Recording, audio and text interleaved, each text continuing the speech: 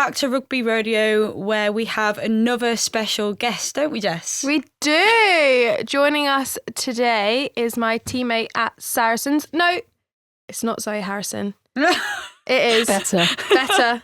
The better fly half. It is Flo Williams. Welcome. Thank you very much, guys. Flo Harrison, Flo Williams. Oh, Either or. cute, man. But we're not here just to talk about rugby today. We are here to talk about how Flo has a super interesting job, as well as being a rugby player. So she actually works in sports marketing, which sounds really interesting. I also do have a degree in I knew that marketing. was coming. Plug. I was looking at you thinking, yeah, you're going to say it. And if you don't, I'm going to have to say it. But Flo is probably way better than me. So. Probably. I hope so, if that's a job. Probably. So Flo, give us a brief introduction into what you do in the marketing field. Yes. So, firstly, it's great to hang out with you guys. It's probably the only way I can get Bloody you hell. guys Have to you done your media training or something? meet with me. Can't get hold of you for love nor money, but if you want to come on the podcast, We can go for like dinner that. tonight if you want. If I want. Well, We have planned it. Well, We've planned it with Jess. not with you. So. What was it? You can come. You can I come. could come, yeah, second-hand invite. Yeah. I'm used to that, it's okay. We're going to watch the Arsenal game. So anyway, that's really, No, I'm not really, doing that. really off piece there. Really Sorry, off piece. carry on. Right, carry Sorry. on. Yeah, you carry on with how lovely it is for us to be with you. It is great Yeah. to be here, recorded and on camera, the only way I can get your guys' attention. But anyway, I understand this is how you guys make the money. My job. So I did a creative background. I did a creative degree, went to art school, then went to Loughborough, and then was obviously playing rugby, and on the side was kind of like making promos for games I was playing in or games that weren't advertised, and was a bit like, oh, this is a bit crap that no one's doing it, but I've got skills to make promos, so I'll just do it on the side. Kind of thinking that was a bit of a hobby. And then when I left uni, I did a design job at Loughborough, which again was like really good because I could play rugby at the same time. It was essentially like a full-time athlete set up at Loughborough, which was great. I mean, it was like the best facilities in the world, possibly in terms of growing the game, and the rest of it, I don't know what it's doing, but it's great for an athlete.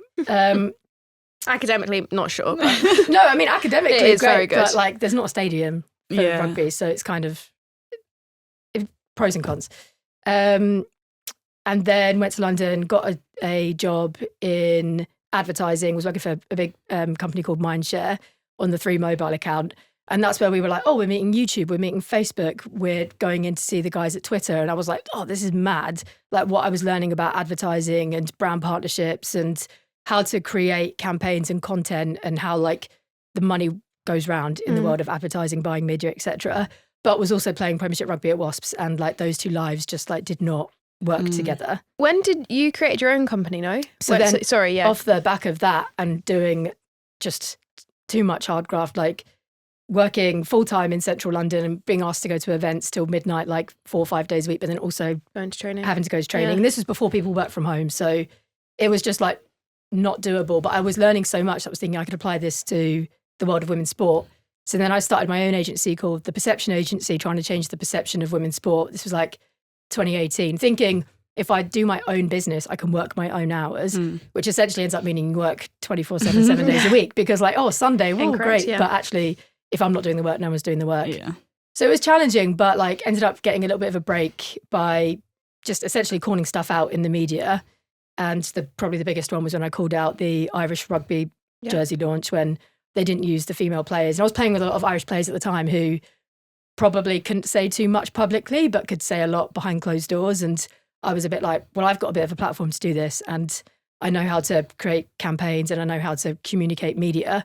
So I went out and said some things, and then within a couple of weeks, like Canterbury changed their policy. Go back to what the campaign was, just so our listeners, if they didn't see it, know what you're talking about. Because obviously we know what it was, but you go into like what actually happened. So Ireland were like just launching their rugby kit for the year, and as is with every kit launch, you guys would have been in one, you've got your players wearing the kit proudly and then advertising the home, away, training kit, whatever. And they had like 4 or 5 of the male players wearing the kit, promoting the kit, and then like scroll down on the article and there was like women's fit kit also available, and it was like generic ASOS model, and absolutely nothing against generic ASOS models, absolutely fine.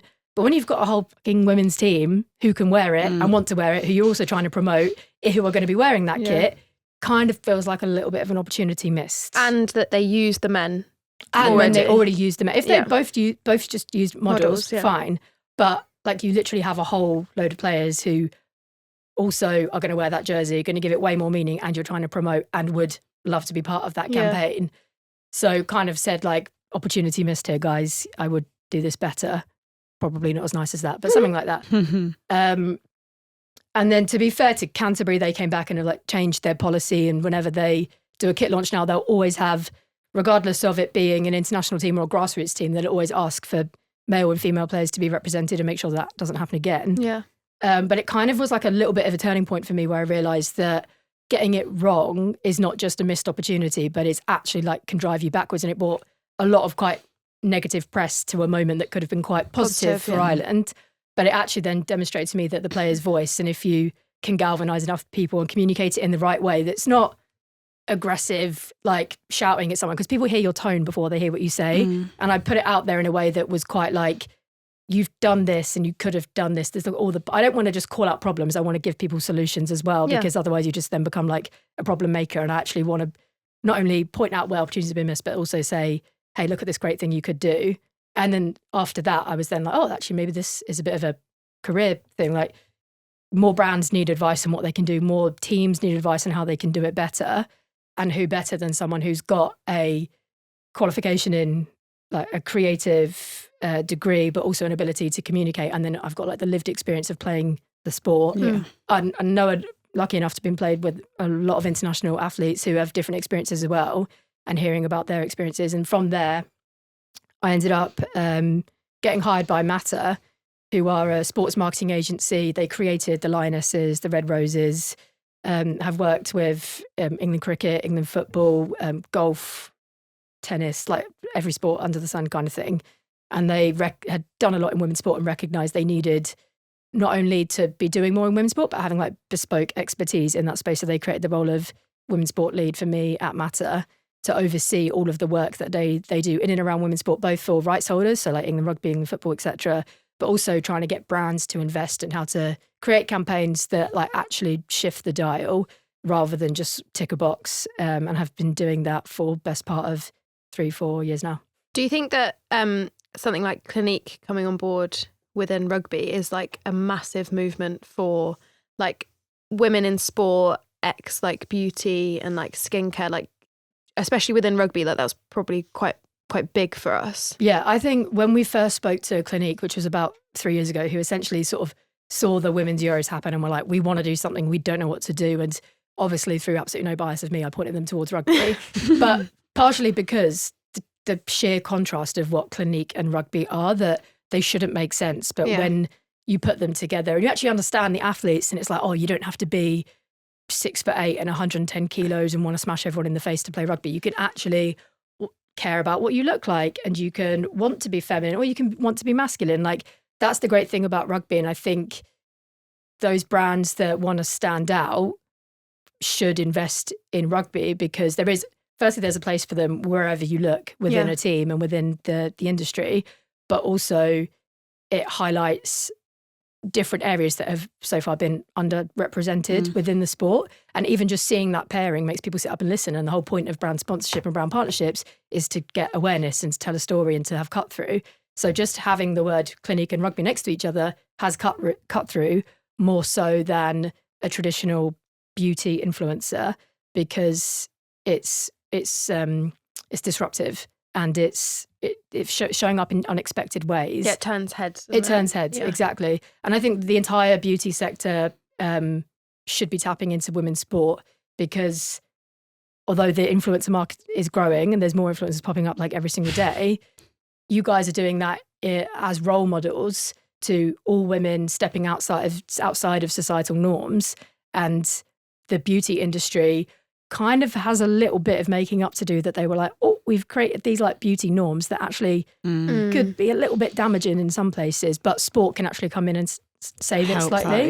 No, completely. It's very interesting. Yeah, I think it has definitely challenged some people's like outlook of rugby. Mhm. I think a company like that are massive, they're owned by Estee Lauder, which are just huge within like the beauty range. I think for them to join rugby that's like dirty, that's aggressive, that like, you know, sweaty. I just think. But to me, that makes sense though. Yeah, like, no, that's 100%. what I'm saying. Like you get two brands and you think, well, that makes no sense. But actually, when you break things down, it makes so much sense. And I think there's so many brands out there that on paper you'd be like, why would they even be a sponsor? But then when you break it down, it's like, actually, that makes so much sense. And I also think there's a huge difference between the men's game and the women's game. And that's why I believe there needs to be different sponsors and you can't have a blanket sponsor for both, because not only is the game different, the people are different, the crowds are different. But that's where the opportunity that what you're doing and what you've done comes in, so that more brands can learn about it and the opportunity just keeps on growing. Yeah. And I think I kind of struggle with brands that do, they call it like bundled and unbundled sponsorship. So bundled sponsorship is they go England Rugby, they're going to sell to X brand and you get the men and the women all together. Or unbundled is we go Red Roses and then England men separately. And I really think like the products are different. You know, like it's like opening a bag of Skittles and there's some ready salted crisps in there. You know, like the packaging is different. I like that. No, I so like that. random. No, I like that. That's how I think. Like I like that. Sure, they're both snacks, but when you open it, you're like, oh, that's actually a little bit different to what I was expecting. So don't. But sweet and salty kind of goes. Yeah, it's sometimes, but it's you have to think about it, right? So like if you say, oh, it's England Rugby, and that's your like bag of Skittles, and then but we're going to throw in the Red Roses, that's your ready salted crisps. You know, like they're not the same thing, so don't package them as the same thing. Yes, they're both snacks, but they're not the same thing. So that's what I'm saying in the sense of yes, they are under the same brand and they're in the same sport, but sell them differently 100%. as you would with crisps and sweets, etc. And I guess sometimes it's having that, it's like, oh, well, like, here you are, like, you've got the women's team. It's like being like, oh, well, we're supporting the women anyway. Do you know what I mean? Like, it's that, like, handout to be like, well, we're supporting them as well. And if you don't put a value to them, no one will value them. If you get it for 100%. free, it's like giving out free tickets and someone say, oh, should we do free tickets or not? If you give something to someone for free for 10 years and then you say, oh, it's actually 30 quid now, they're going to go, I ain't paying for that. Since when is it worth 30 quid? It's always been free. So that's kind of the debate. It's like reach over revenue, you know, like who's going to get us the most eyeballs versus what's actually going to be like sustainable growth and like actually put money into the game and put the partner in partnership, for example. And I do think I would love to see some like non-traditional sports brand investing in women's sport. What would then be, going off of what you just said, if you could say top 3 sponsors for the Red Roses that are not already current sponsors, who'd they be? This feels like a free consultation that I should be charging you for. Depends who's listening to. I was going to say. No, I mean, this will test actually the Red Roses to see if they do. Our voices only go so far. I would like to see a beauty brand. I would really like to see, and not one that just does makeup, but possibly hair care, skin care, personal care brand. Well, we need that because when we go back into the change rooms after, this is what I mean. Like when you break it down, it makes sense. The hair care, I just think, is something that we've been missing for years. I don't know why they've not jumped on it. You go into the changing room, everyone goes, and they haven't got any shampoo. Yeah. And if you've got some, fuck me, you don't say it. No, because you're about to bang a whole bottle in one session. Yeah, you're literally opening your bag and going, quickly. That's what Zoe Harrison does. It's like when you've got chewing gum, you're like, who got it? Oh, and then you hear the rattle. Zoe has really expensive shampoo. Yeah. And I always go, can I have some? She goes, oh. Well, if you have some, everyone else has some. I go, all right, fine, I won't wash my hair then. So she says no? Well, no, sometimes she says yes, sometimes she says no. Come to the bag. Yeah, I guess so. Yeah. But I agree. I think it's a market that is missing. And honestly, the amount that the girls would post about it is unbelievable. Yeah, so when you have sponsors, there's a couple of ways you can go. There's like brands that you guys are authentically using every day, so it wouldn't be hard to like weave it into your content because you're filming it anyway, or it's something you're doing anyway. Or it's brands that want to come in and solve something, so a story to tell. So say you're a big a tech brand, not really consumer fit, like a B2B brand, but you've got a shit ton of money. Yeah. You can come in and speak to the girls and say, okay, what problem is it that we can solve with a bit of money? So, for example, they could put a load of money behind some like ACL research and then do that in a way that then we're all everyone's touching in the room. Some ACL research, and then that is then research finding is then put into your warm-ups or like a device or something like that. So because there is and has been a limited amount of investment into women's sport, brands can come in and say, okay, which hole do you want us to plug?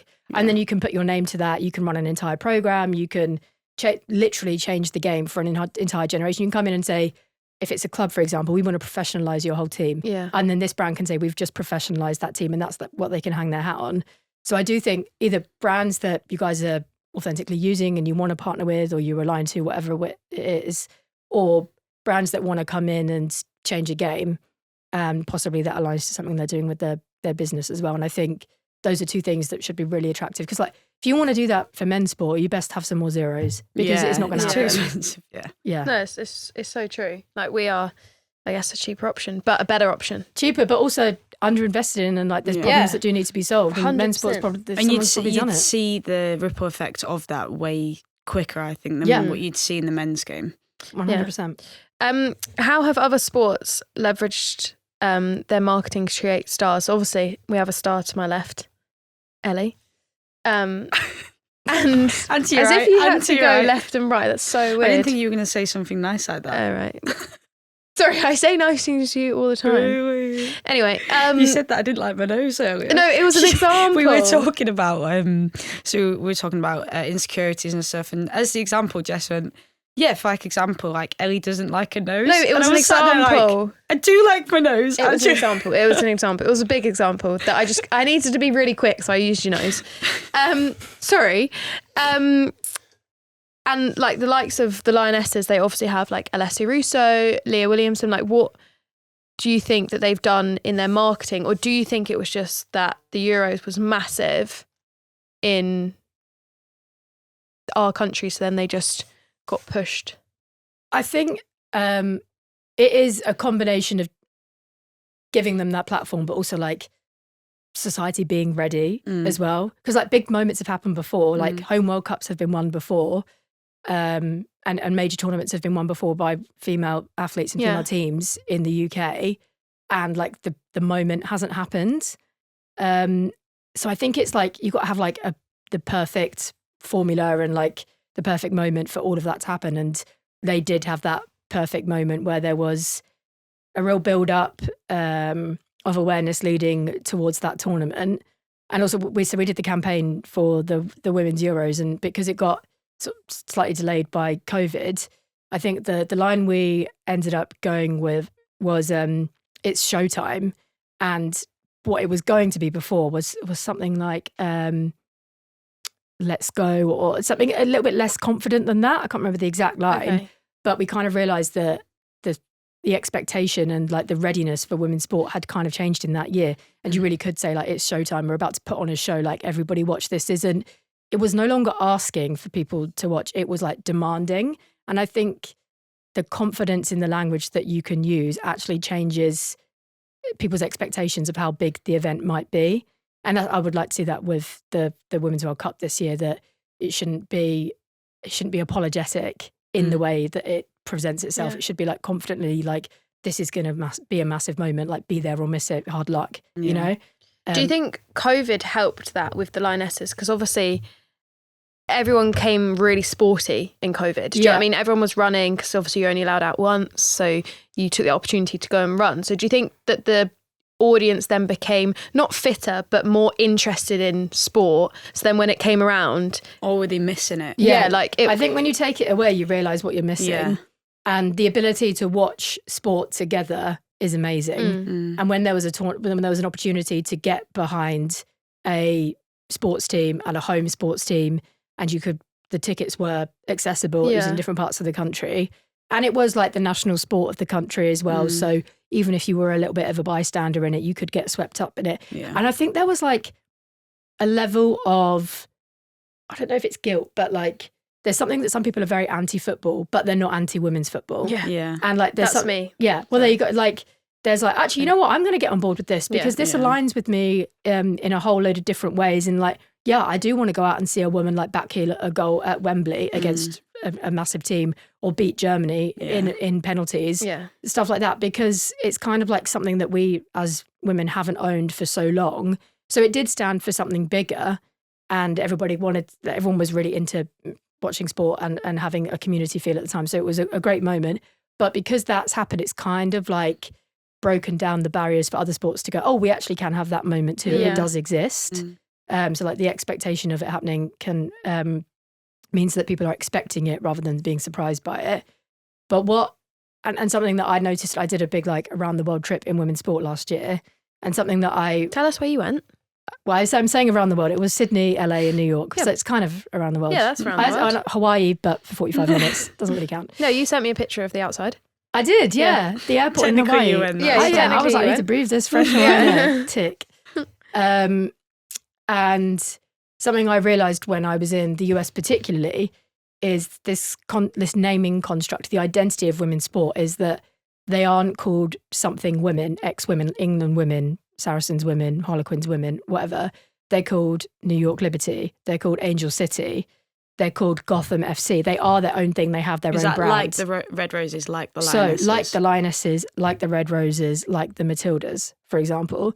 And I think there is a part of the reason possibly that people got behind the Lionesses was because they felt like they were part of a thing and that was the main thing. It wasn't the women's version of the thing. And my big pet hate is something women. Because if you were going to start again now, would you say, okay, we're going to call the men's team this, then we're just going to add women? No. Yeah, because you also wouldn't say Harlequins men.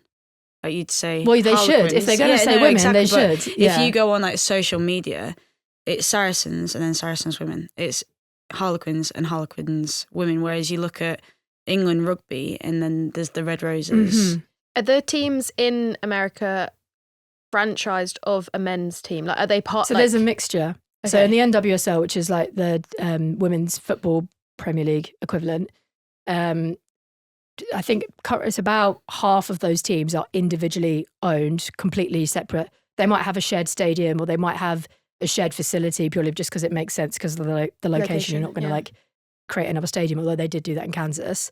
And some of them are in association with men's teams. So might have the same ownership, but and there might be like nods to the other brand within so their what would logo. what would they like be called? Yeah, called. So So they would like, have so like New York Liberty, for example, are part of Brooklyn Nets, and there's the same sort of background. Like they have some of the same typefaces, and they play in the same venue. But I went to one of those games, and you would not know it wasn't their venue. Wow. Like they flip, they call it that we flip the stadium. So all of the branding in there is for New York Liberty.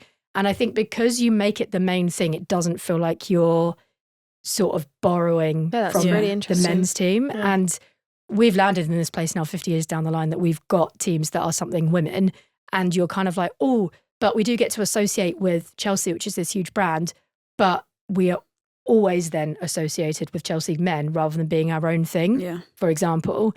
And I don't necessarily know what the answer is, but I do think teams need to start thinking about how to build identities that are not just the women's version of the men's thing, because as we said, they're different. And I also think it's very othering. Like, I don't want to see a 10-year-old girl say, I want to play for Chelsea women. I want to hear her say, I want to play for the thing, not the women's version of the thing.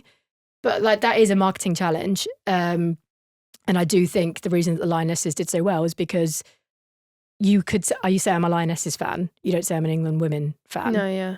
And that built an entire fan base that I felt like they felt they were part of something rather than offcuts of the men's thing. Well, you never say England women football. No.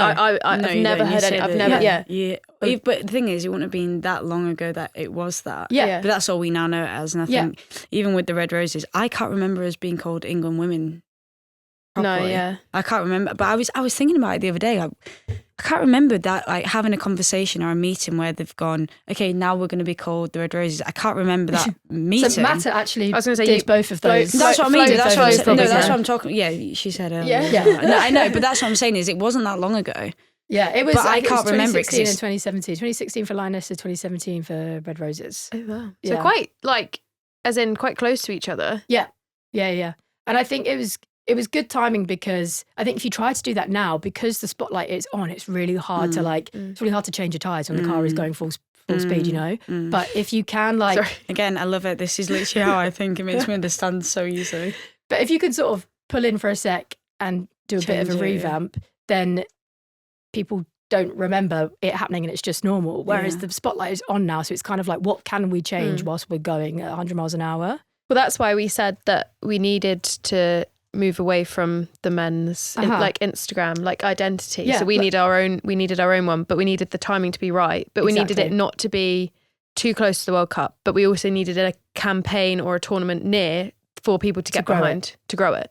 Because you are part of the same family, but we're sisters. Well, I mean, rather than being twins or sisters, I'd say you're more like cousins. Yeah. You know, like you're still in the same family. There's like signs you can see you're part of it, but ultimately you have your own thing about you, and there's a reason that people like you, and there's a reason that people like both. Yeah. But it's just the same rules. It's not like everything else is different. And I think that's also, it shows the importance of people seeing it as different things, because obviously being the women's side of a team, people automatically on social media will always say, well, we're not as good.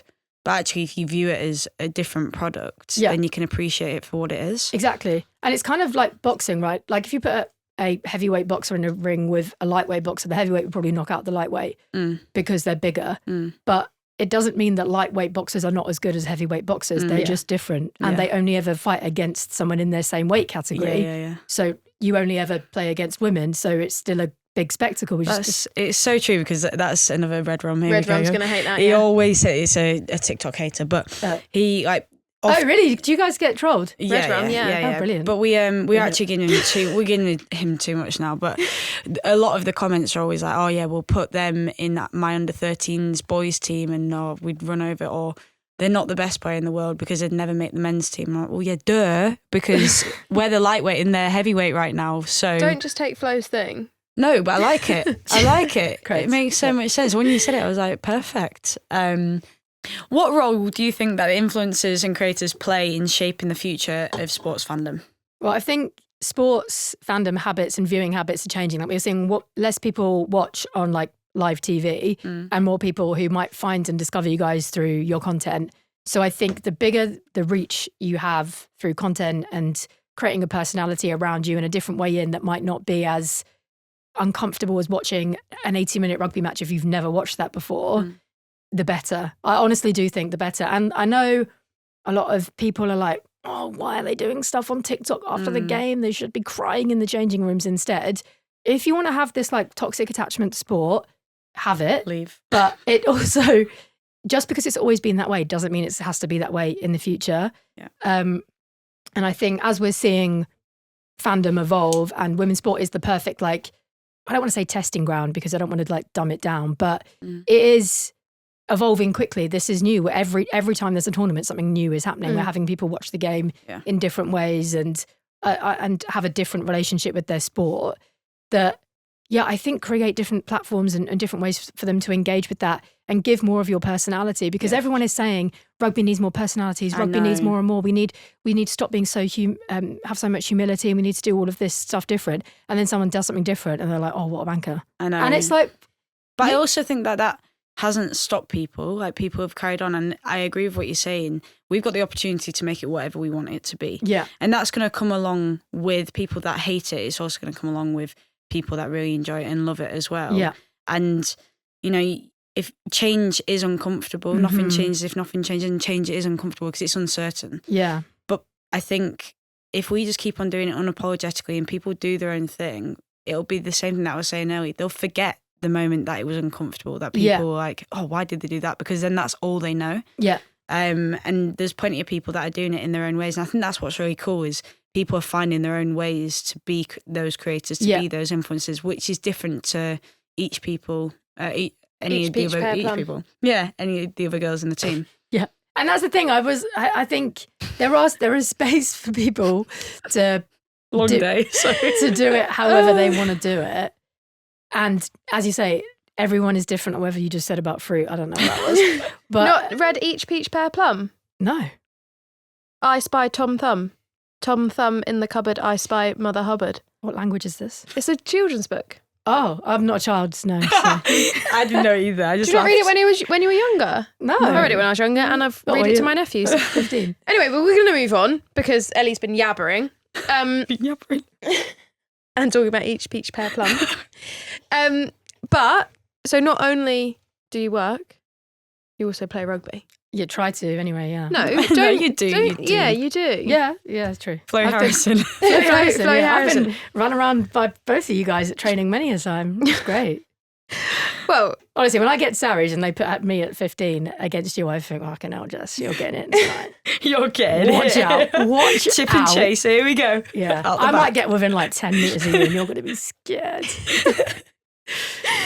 okay, well, my question was going to be, how do you manage the physical and mental demands of playing at a high level whilst also working full time? And I know the answer to this question. She struggles. Yeah, it struggles. Yeah.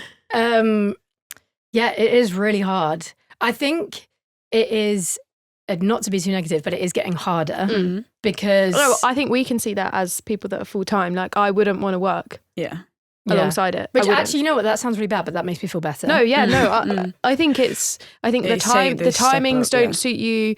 The demand that you have to give within those hours at training are hard, even though you've had a hard day. I think it's hard. I always think it's hard for clubs to cater to you guys 100%. as well as us. Like it's hard. I think all in all, it's hard, but there isn't, like we say, enough money and etc. But sorry, this isn't talking about me. This is meant to be about I actually you. have a question from exactly what you said. Why do you do it then? Because it's like a drug. Toxic relationship. You just want to, like, I just want to go and get absolutely pummeled into the ground by Marley Packer. No,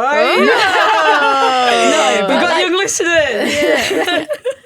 No, it's like, you do, the reason you started playing is because you go and you have a laugh with your mates and you play a sport that you think that you're good at, think being the operative word there. And like, as the sport has grown, like you get to be in professional environments, you get to play in cool stadiums, you get to play alongside cool people, and you get to learn a lot. People. And so like, that is great. But as it has changed, especially in the last like 2 or 3 years, you know, like we're on like probably like 60% of most Premiership squads now are professional. It's their jobs.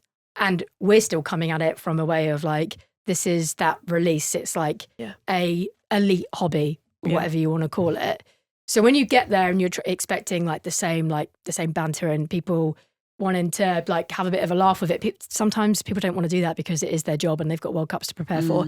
And I totally get that, but it does make it's quite difficult to evolve when, like, for me, it hasn't massively changed. It's still a thing I do alongside my career. It's not my job. And it's your get out, but it's our job. So it's having that hard, like if you're having a bad day at work, you go to rugby to have a good time. Yeah. Whereas if we're having a bad day at work, that's at rugby and I can't escape that. Yeah. Whereas you're like, I can't wait to go home. And I'm like, I can't wait to go to rugby. Yeah. And like, I mean, sometimes I also can't wait to go home. Yeah. But it is getting harder because a few years ago, you'd probably all get to training at the same time and you'd all be on the same page. Whereas now I get there and I'm like, oh, what did you do earlier? Yeah. What have you learned yesterday? Or what was that feedback? Or what did so-and-so say to you? And oh crap, let me eat something really quickly. Yeah. And like, oh, actually, let me just check my phone because I've got to send that email. And you're just like, you're half in, half out. Yeah. And I kind of hate doing that. So like, honestly, massive, like to the girls who are also playing week in, week out, starting for their clubs doing that. I mean, I'm playing a very much supportive role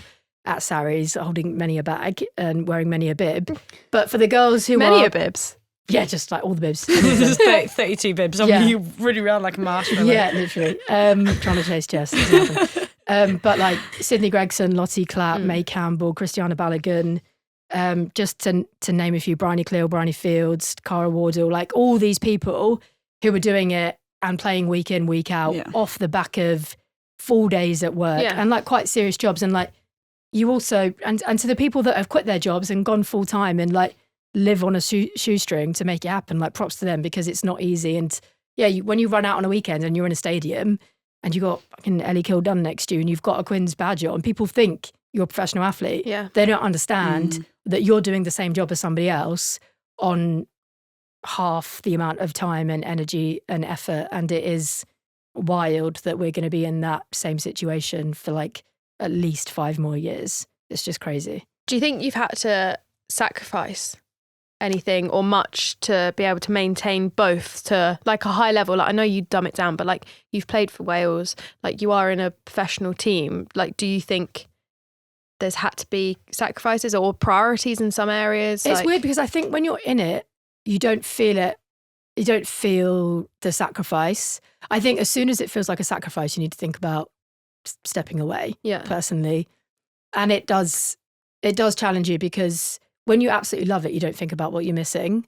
But some days it is hard. But like if you've got good teammates around you and you've got a supportive club environment who get it, then that makes it a lot easier. But yeah, I mean, like when I was living out of a travel lodge in Caerphilly, going to Wales camps and stuff, that was a pretty sad life. But I would like send a picture of my Welsh kit to my dad and like, you'd be like, oh, I actually don't want to be anywhere else right now. And that's why sometimes when you hear about the men refusing contracts because of not the right money and stuff, I know everyone is different, but it really does put things into perspective when you are essentially doing that like out of pocket just because you love it. Yeah. When governing bodies put that into their plans about having dual careers, you really think about it because it is so tough. And I think like the mental health of players who are having to do both, who you're like tearing them away from something they absolutely love. Like it is not the best rugby players that make it, it is the best jugglers that end up making it. And so many people fall by the wayside because they're just like, I cannot do this anymore. And I think if they can change salary caps or work out things for non-contracted players that are different, they absolutely should, because at the moment you've got international players who are getting paid a healthy salary from their club and from their country, and then other people who are on fuck all. Well, May Campbell is an example. May Campbell, she has been in England camp. She's played 2-3 games, I think, this Six Nations period. But her laptop will be in the team room, and she'll be every spare minute she's on her laptop typing away, doing something. She has to organise calls for after training. So as soon as the whistle blows in training, she sprints in, sweaty, like hair's a mess, and she's on that call. Yeah. This is going to sound crazy, but she has to work to be able to pay her rent because of being in the day, being in at England, she gets like a day rate, but like it's not enough to pay her rent because her rent's on what her salary is at her job. So like that difference, and I don't know. I don't know how she does it, and she doesn't either. I think when she walks away from it, she goes, "How did I even do that?" And now we've got 5 weeks off, and she's working. Yeah, and she's working. Yeah. Honestly, I used to look forward to the season ending so I could actually do my job properly and just focus on one thing. And everyone like, "Oh, you're looking forward to some time off?" And I'm like, "I'm just looking forward to like finishing a day of work and feeling like I've accomplished what I needed to do, rather than going, what train am I going to get? How can I bang as much caffeine in the next 20 minutes as possible?" Like, and then not being able to sleep and then having to do it all again the next day. But yeah, May Campbell, this is a compliment, is a freak of nature. Yeah. And it is because she is unbelievably talented that she's able to do both of those things. But there are a lot more people out there that just are not able to do that. Do you have missed out? Do you think that like your experience with understanding that, like me and Jess will sit here and be like, yeah, it must be really hard, but we don't understand it properly. Do you think that your understanding of the struggles helps your work outside of playing because you want it to change and you're in the position to be the driver of that change? Yeah, I think especially when we talk about brands, especially, this is why I have such a huge passion for athletes being able to build brands around themselves, and for teams and unions and competitions to not block anybody from being able to grow a brand around themselves, because that is how you're going to make your money. You're going to make more money from brand sponsorships than you will from playing rugby at this rate, for example. And if there are athletes who can make a career for themselves that fits around rugby through brand partnerships, rather than having a 9-to-5, I think that is great. And it takes the pressure off of them having to juggle both. And also, like, even though you guys don't have to work a 9-to-5, respectfully, you're not getting paid like what Premier League footballers are, that if you retire, you're not going to be able to sit back. You're probably going to, and I know there are other teams competing in the Six Nations that when their contracts come to an end, close to the end of a very major tournament this year, are probably going to have to start thinking about getting another job. And like when you're at a major tournament, you shouldn't have to think about anything else. Yeah. So that union cannot block you guys from posting about a brand if that's what's going to pay you more and mean that you can just focus on what you're doing. So that's what makes me even more passionate in my job, to make sure that brands are investing in the game so that people can have more sustainable careers and there's more for everybody to access and more brands to be able to support not just international players but club players too. Well, that does lead us on to a very exciting role that you're going to be doing at Saracens. Would you like me to introduce it, or would you like yourself to introduce it? You can go for it. If it's bad, I'll do it. Okay. So Flo's new role at Saracens is the first ever creative director at a rugby club. Very cool. Boo-boo! It's very cool. Please tell us what that looks like, what you hope to achieve within Saracens at the club, like what are the long-term plans? Please just let us know. Obviously, it's my club, so I want to know what's going on. Please. Yeah. Please. So thanks for that. Cheers, sound more excited. No, sorry, I'm Right. trying to, I don't know. Don't be modest. It's Yes. really cool. No, it is Don't very be cool. And I'm we've very- been discussing it. Sorry, me and Flo have been discussing it for a while. We have under NDA. Under NDA, I have signed an NDA. Yeah. I've known for a while, and we've been discussing it, haven't we? Because you have gone very back and forth about whether to do it or not. Because obviously, like we've talked about, rugby is a sport that is having a bit of a situation, probably, well, definitely more so in the men's game, like a break from a It's breakup. it's having a little bit of an identity crisis. It's like, is it really like we all want to focus on personalities, or do we need to go back to our roots and be more traditional and just be about the hard graft and brutality of the game, blah, blah, blah. And Sarries is obviously a huge club. So firstly, to have a role like being a creative director at one of the biggest clubs in Europe is crazy. And to be able to do that as a woman and as a female player especially is really exciting. So hopefully I can bring quite a different perspective to that. But I'm excited because it means that Sarries are really backing this, like, we want to be the change that rugby needs, and we're willing to create a role that allows me to like lead their creative vision and their brand vision, and how we're going to connect more closely to relevant culture, whether it be fashion or music or our location in North London, and try and build an identity around what that club means that is a progression on where rugby has been. Because everyone's been saying it for like 5 years now, like rugby needs to change, but everyone's looking around going, everyone stood on the edge of the boat going, who's going to jump then? Who's going to jump? And I'm hoping that this role that I've got at Sarries now means that they are really backing us to jump and see where we can get to. And luckily we've got two amazing teams, in the men's team and the women's team, and then also the academy, that we've got like a whole range of talent in there that can represent totally different things. And I'm all about just going into the team and finding out what people care about and how they want to show up, and then going, right, let's supercharge that, rather than saying this is what it is, fit into this mold. And I know you all agree with this, but like, I don't think anyone should be fitting in a mold in a sport that requires anyone from 6'8", 100 kilos to 5'1" and 40 kilos. Like, there is no mold. Yeah. So stop telling people to be this thing, because what is this thing? Everyone is this thing. It's an idea. That's all it is. Yeah. It's something that it doesn't exist. Exactly. It's just an idea, and anyone can go off of the script because there's no script. Yeah. Like you do all the time. Exactly that. There's no script. Just create my own. Yeah. But yeah, it's hard to keep track when I'm here, though. God, if you want to share it, feel free. There isn't one to share. I haven't read that either. Well, I'm super excited about your new role. I can't wait to see what you have to offer and how much the club changes. And yeah, I think Quins and Ellie, watch out, mate. I also think that it's like, be jealous. I mean, even I'm not saying I'm moving to Sarries, but it is. What? No, I'm not. No, I'm not. Sorry? But what I'm trying to say is this us, you telling no, the world? no, it's not everyone. I'm not moving to Sarries. But like hearing that a Saracens team are willing to make change and see where it goes is very attractive for people that are looking for clubs, because there's lots of clubs out there that do stick to a certain way. And you know, me being a young player that often I'm still only 25. Okay. Only 25. Being a young player, but also there's a whole new generation that are coming up who are much younger than me. You want to be part of a team that are willing to go off that script if there is a script there, and having someone that's been a player who you are in reach because you are still playing as well, and wanting to know like what needs to be changed. It's not someone who's 75 and was in the game many, many years ago and have this idea of what it should be. It's attractive, and more teams should be doing it.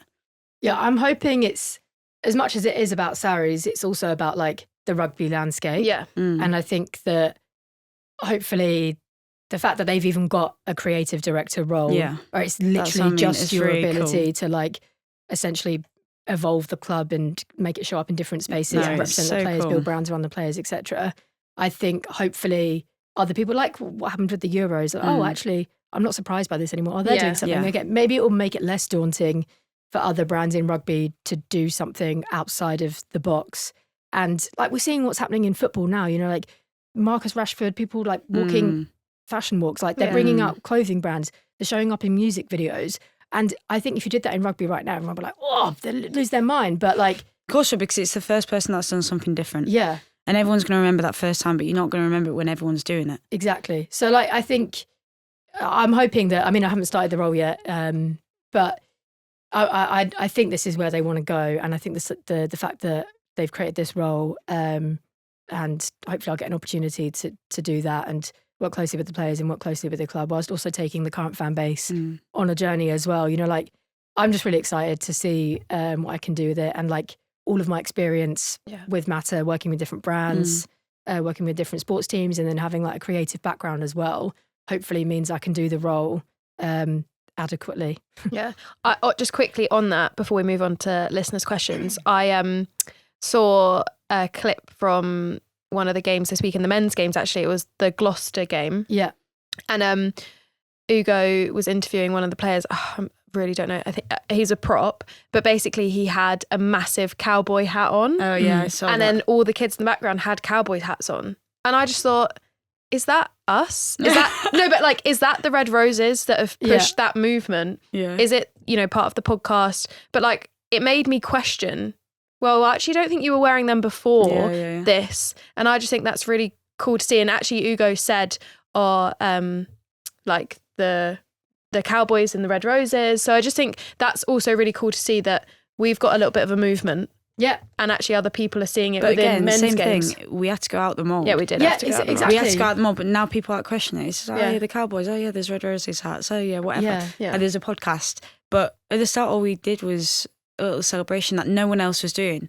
And at the start, people were like, why are they doing a celebration? Now people love now it. Northampton boys are doing celebrations, doing the lawnmower, like doing like the basketball hoop. Like, I just think, well, again, was that us? Like, were we the movement? I don't know if you guys I don't think invented it was. No, I don't know. No, but what I'm saying within rugby is that you don't see it. So what I'm saying is that we created something, a celebration. Yeah. And now you see the boys have a bit more identity. They want to be they show their personality, 100%. which we do more than them. Yeah. And yes, there are boys within the clubs that don't like that. Same within the women's game. For sure. But actually, they're showing that. They're getting more limelight, they're getting more coverage, so it should be carried on. I think also for like probably the first time in rugby, the men are influenced by us in certain spaces, because I've seen stuff on social media about the the little basketball, the women, and them saying, oh, is it arrogant or is it just like you're not used to it because the girls have been doing it? Yeah. And everyone applauds that, thinks that's really cool. Yeah. But then that gives the boys influence that they can do that. And I don't think we've been in that space before as female players where we actually do have some influence, whether that's subconsciously or consciously, on the men's game, because now there's a comparison. They can say, actually, you can be what you want. So it's a cool space to go into. I think there's so many different ways that the women's game can break down barriers, because there's less constraints and there's less like red tape, you know? Like if you haven't had a whole history and tradition and legacy of where you've been and what you can and can't do, you guys are literally writing the rules. Yeah, exactly. So like you can do what you want because no one's there to tell you you can't. It's cool. And then as the sport, we can adopt that, and then the men's team can maybe do it, and then it doesn't feel so like, oh, we're out here doing something for the first time. And that's where I would like to see, like, working at a club like Saris, there's bits that you then can take from the women and then share with the men, rather than having them separately, and also like building brands around each of those teams that are within Saris, but maybe feels a little bit more owned to the women, a bit more owned to the men, and owned to the academy. No, for sure. So this week we are not going to do listeners' questions because we feel like you've got enough in the We've episode. yappered. We've yappered on, Yes. and we feel like it is a bit not unnecessary. I know everyone loves listeners' questions, but we've asked Flo lots of questions, and she is now, like we did in the Alice episode, is going to ask me and Ellie a question. If you could pick any brand in the world, Oh, you see, reversing this. yeah. If you could pick any brand in the world to be sponsored by, any think big, who would it be? I think off the top of my head, someone like Adobe. Oh my God, I did this earlier and I came up with Adobe for you. Yeah, Because I was thinking if you were going to ask me, I was going to say Adobe. Yeah, I didn't see the question before I said I didn't want to see it. So that is so what I've just said right now. Because of not just everything that we've spoken about right now and the opportunity that we have in that space, but I think there's lots of skills that I've got but don't necessarily have to use because I am a rugby player. Yeah. But I've also recognised, many people have recognised I am more than a rugby player and I've got other skills but would like to do something like that. So that I probably had the qualifications after rugby to go into it rather than saying, oh yeah, got pictures of my friends this one time, but I'd like to create it all together. Yeah. 100%. I think Adobe are doing stuff in sport already. They're global. They've got creativity at their heart. Yeah. They've got tools that you would actually use in your everyday, but also a platform you can build for yourself through Adobe Express and other bits that they've got. But yeah. I think it'd be really cool. I think that would and be then I'd great. be able to help other people and teach other people. And I just think, whether this is a shout out to Adobe, but I just think that, like we were saying before, you look at a brand and you go, oh, that doesn't make sense. But actually, when you break it down, it makes so much sense. And there's so many things that align. Yeah, I think that'd be a great one for you. I want to know what you had for me. You know what I had for you? Yeah. I had Disney. I can see that. Because I think you're such a good communicator on topics that are possibly quite hard. So you talked about not getting selected for the last game. And I think there are so many messages. Every sort of Disney film is kind of based on a really positive message or a moral of the story kind of thing. It has a bit of a narration. Yeah, that kind of thing. And I feel like you're really good at turning quite serious situations into seeing the different side of it and having a moral behind it. I think you're great naturally with kids.